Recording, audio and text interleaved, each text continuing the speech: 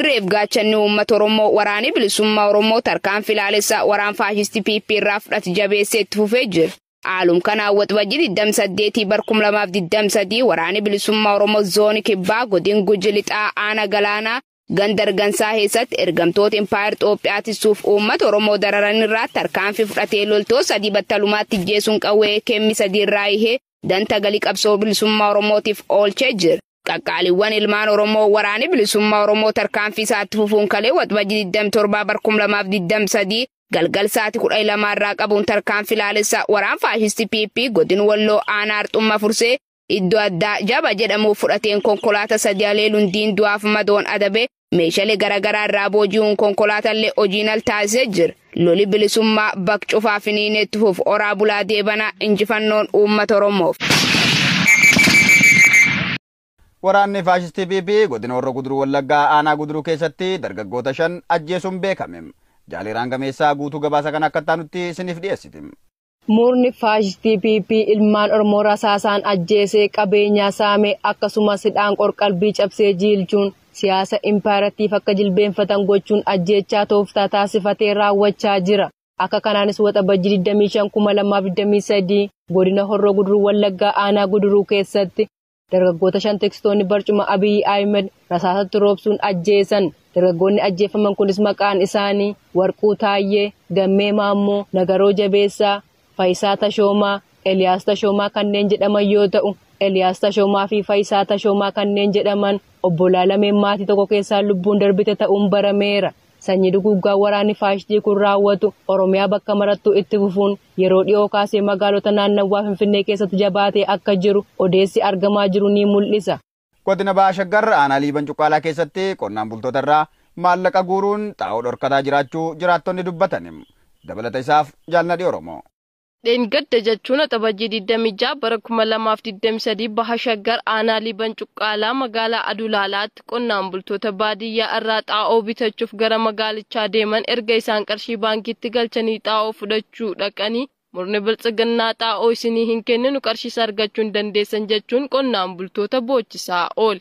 Gochi kun bulchaa aanaa Liiban Cuqqaalaa obbo Marii Tasfaayeen kan raawwatamaa jiru yoo ta'u guutumaan guututti diinummaa isaan uummata Oromoo irratti qaban ifatti kan agarsiisedha. Qonnaan bulaan Oromoo dinagdee qonna irratti xiyyeeffatee kan jiraachaa jiru yoo ta'u saamichaa fi qonna irraa qabanii hidhuun itti hanqannaan lafa xaa'oo malee hin qotamne yeroo eeganii xaa'oo dhorkachuun maatii bal'aa agabsuuf karoora tolfame akka ta'e barameera. Duruma irraa xaa'oo shiraan haguuganii qonnaan bultoota miidhaa kan jiran yoo ta'u amma ifaan ifatti qotee bulaa daa'imman isaa agabsee kan bara dhufuu oomishachuuf waan qabu gurguratee xaa'oo bitachuuf qarshii baankiitti galche dararuun uummata bal'aatti qoosuu akka ta'e jiraattotni miira aariin dubbatu. Dabalataan biltsiginnaan qonnaan bultoota aanichaa irratti guyyaa gabaa waraana daandiitti bobbaasuun namoota gabaa deeman maqaa gabiraan qarshii namoota gabaa deeman cufa irraa saamaa jiraachuu dabaluun ibsaniiru. Godina Bahaa Wallaggaa aanaa Haroo Limmuu keessatti waraanni PP mooraa waraanaa keessatti uummata jumlaan hidhanii dararuu itti fufan. Jaalmurteessaa Bantii dabalata qaba. Waraanni maafiyaa PP godina Bahaa Wallaggaa aanaa Haroo Limmuu ganda Taanoo seenuudhaan mana obbo Abarraa Dabaloo keessaa qarshii 22 erga saamaniin booda obbo Abarraa Dabaloo fi ilma isaa Nagara Abarraa qabanii namoota biroo 4 waliin magaalaa aanichaa Haroo geessanii mooraa waraanaa keessatti hidhuudhaan reebicha hamaa irratti raawwachaa jiru. Namoota hidhaman kanas nyaata dhorkatanii beelaan miidhaa jiru. Namoonni qabamanii mooraa waraana PP kana keessatti dararamaa jiran Abarraa Dabaloo, Nagaraa Abarraa, Galataa Nagarii, Lammaa Olaanii, Waaggaarii Amsaaluu, Baayisaa Gammadaa nama naannoo Benishaangul Gumuz godina Kamashii aanaa Yaasoo irraa lola humna addaa naannichaatiin qe'eessaa irraa buqqa'ee ganda Taanootti mana baaburaa midhaan daakutti qacaramee hojjetudha. Waraanni PP kun manuma baaburaa midhaanii sanatti reebanii qaama isaa bakka hedduu dhiigaa fi madoo gochuun qabanii namoota kanneen waliin mooraa isaanii geessan. Akka jiraattonni magaalaa Haroo jedhanitti mooraan waraana PP magaalaa Haroo jiru hidhamtoota badii tokko hin qabneen guutamee jiraachuu ibsaniiru. Waraanni faashistii PP kaaba Oromiyaa godina Walloo aanaa Dawwee Harawaa keessatti qonnaan bultoota irraa qawwee guuraa jiraachuun barame. Jaalaa Caaluu Roobaa dabalata qaba. Murni faashistii PP ilmaan Oromoo Walloo warreen fedhii lafa babal'ifannaa qaban finxaalii Amaaraa fi dantaa siyaasa sirnichaaf kanneen hojjetan poolisoota humna addaa Affaariin yeroo yerootti osoo haleelamu Rakkoo kana keessatti qawwee isaan ittiin of tiksuuf bitatan waggoota dheeraaf qabataa turan dirqeen irraa guuruun itti fufee jira. Kaaba Oromiyaa godina Walloo aanaa Daawwee Harawaa gandoota cufa irraa qonnaan bultoota qawwee qaban adamsuun qawwee isaanii fuuchaa jiru. Warreen meeshaa irraa fuudhame keessaa muraasni Qaasim Butaa, Muhammad Nur Siraaj, Aliyyi Siraaj, Muhammad Abduu, Ahmad Hussein, Muhammad Iyasuufee Ahmad Callaa, Muhammad Amin Usmaanii fi Indirroo Abduuti. Warreen manaa dhaban maatii isaanii guutuutti hidhuun maqaa adda addaa itti maxxansanii ajjeechaan doorsisaa akka jiran barameera. Kana malees aanicha keessatti qonnaan bultoota siyaasa kamuu keessaa hin qabne waraana bilisummaa Oromoo waliin hidhata qabdu jechuun hidhaa kan jiran yoo ta'u waxabajjii 25/2023 bakka addaa Buuqqoo jedhamu irraa Tamiimaa Hussoo haadha Abduu kan jedhamtuu fi kanneen biroo hedduun hidhamanii jiraachuu odeessi achi nu dhaqqabenni addeessa. Aanaa Qaaqii keessatti waraanni faashistii PP namoota nagaa reebaa jiraachuun beekame. Dabalata isaaf Jaalimoonaa Fayyisaa. Bulchiinsa magaalaa Finfinneetti dhiyoo kan taate Qaaqiin qonnaan bultoonni Oromoo babal'achuun magaalaa Finfinneen dhiibamanii moggaatti galanis achittis miidhaa diinagdee dhabuu irra ga'uun cinaatti Oromummaa isaaniin yakkamuun hidhamuu reebamuu fi ajjeefamuun ta'eefii jira.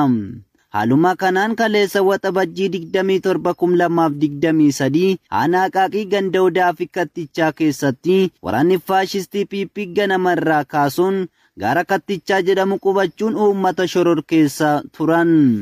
Loltoonni PP walakkaan ammoo ooyiruu qonnaan bultoota keessa deemuun namoota baay'ee irratti reebicha geggeessanii jiru. Qonnaan bultoonni reebicha waraana biltsiginnaan miidhaman keessaa muraasni obbo Girmaa Kabbadaa maatiin mana yaalatti geessaniin, obbo Birraa Nagaash, Naccoo Tufaa, maatii obbo Badhoomaan Gashaa namoota 7 dabalatee qote bulaa ooyiruu keessa oliif gadi ari'uun akka ganda Odaa Kattichaatti uummanni akka sochii dhaabu taasisanii jiraachuu har'aatni biyyoolessa Oromiyaa odeeffateera. Oromiyaa golee garaagaraa keessatti ilmaan Oromoo miseensa waraana bilxiginnaa ta'an sirnicha ganuun gara waraana bilisummaa Oromootti harka kennachaa jiru. Sirni cubbuun guutame bilxiginnaan dargaggoota abdii giree ta'an barcuma aangoo isaa dheereffachuuf jecha dirqiin adda waraanaatti ergee ficcisiisaa kan ture yoo ta'u isaanuma keessaa warreen shira bilxiginnaa kana hubatan gara moonaa qabsoo bilisummaa Oromootti dabalamaa jiru. Haaluma kanaan ilmaan Oromoo osoo hin beekin sirnicha tajaajilaa turanii amma immoo carraa argatanitti fayyadamuun gooticha waraana bilisummaa Oromootti makaman kun godina Gujii Lixaa aanaa Dugda Daawwaa mooraa ganda Dogoo Magaadaa irraati. Miseensotni waraana bilxiginnaa kaleessa waxabajjii 27 bara 2023 harka kennatan lamaan kun qawwee AKM 2 rasaasa 480 fi boombii 4 qabachuun moonaa qabsoo bilisummaa Oromootti dabalamanii jiru. Miseensotni lameen kun akka jedhanitti nuti jalqabas fedhii keenya miti hojii dhuunfaa keenyaa osoo hojjechaa jirru dirqamaan nu qabanii jechuun qabsoo waraanni bilisummaa Oromoo gaggeessaa jiru qabsoo Oromoo bilisoomsuu fi walaboomsuu waan ta'eef saba keenyatti dhukaasuu irraa saba keenyaaf dhukaasuu qabna jechuun akka moonaa diinaa keessaa ba'an dubbataniiru. Bulchiinsi magaal galaan keessatti hidhattooti garee maafiyaa PP maanguddoo Oromoo tokkabuun achi buutee dhabamsiisan. Dabalati isaatiif Jaalimoona Fayyisaa. Ilmaan Oromoo impaareetii keessatti wabii lubbuun jiraachuu dhabuun hidhattoota garee maafiyaa PP Abiyyi Ahimadiin bobbaafamaniin Oromummaa isaaniin yakkamuun achi buutee dhabamsiifamaa oolu. Haaluma kanaan bulchiinsa magaalaa galaan keessatti maanguddoo Baarentoo Ahmad jedhamu torbee darbee mana isaatti halkan keessa sa'a 5tti qabuun achi buutee dhabamsiisanii jiru jedhu maddeen magaalichaa. Maanguddoo Baarentoon abbaa maatii 10 yoo ta'u kanaan duras Oromummaa isaa qofaaf yakkamuun waggaa tokko oliif akka hidhamee ba'e dabaluun dubbatu. Maanguddoon kun nama hojii dhuunfaa isaa irratti bobba'uun jiruu fi jireenya isaa geggeeffatu akkasumas hawaasa ollaa isaa biratti jaalatamaa fi kabajamaa akka ta'e dubbachuun waan sabboonummaa qabuuf kanaan dura hidhanii kan turan yoo ta'u ammas deebi'anii qabuun torban tokko oliif eessa akka jiru hin beekamin jirus jedhaniiru. Yeroo ammaa maatiin torban tokko oliif barbaadanii akka hin arganne du'uu fi jiraachuu isaanii osoo hin beekin akka jiran barameera. Lixa Harargee aanaa Odaa Bultuum keessa kaabinooti murni biltsiginnaa maqaa qawwee bitan jedhuun uummata irraa maallaqa saamuu jiraachuun beekam. Jaalbooree addunyaa waan itti darqaba. Yeroo hedduu tooftaa ittiin uummata saaman baafachuun kaabinoonni murna biltsiginnaa saamicha namoota irratti raawwachuun waraana impaayaratti of fuuldura qabuun akkuma jabeessanitti jiru. Jidduu kana ammoo lixa Harargee aanaa Odaa Bultum naannoo Ilfataa ganda 32 jedhamu keessatti maqaa qawwee bitanna jedhuun uummata irraa dirqamaan qarshii 700 akka kaffalan itti murteessanii jiru jechuun maddeen aanichaa arraata biyyoolessa Oromiyaatti himaniiru. Akka maddeen kun jedhanitti namuu maallaqa jedhame kana yeroo jedhametti hin kaffalu taanaan inni biltsiginnaan nama mormu waan ta'eef tarkaanfii jabaatu irratti fudhatama jechuun doorsisaa jirus jedhaniiru. Uummanni naannichaa yeroo ammaa rakkoo hamaa keessa akka jiran maddeen kun himuun maallaqa yeroo yerootti sababa adda addaan kaffalan kana nuffiin gungummii jabaa uumanii jiraachuu dabaluun addeessaniiru.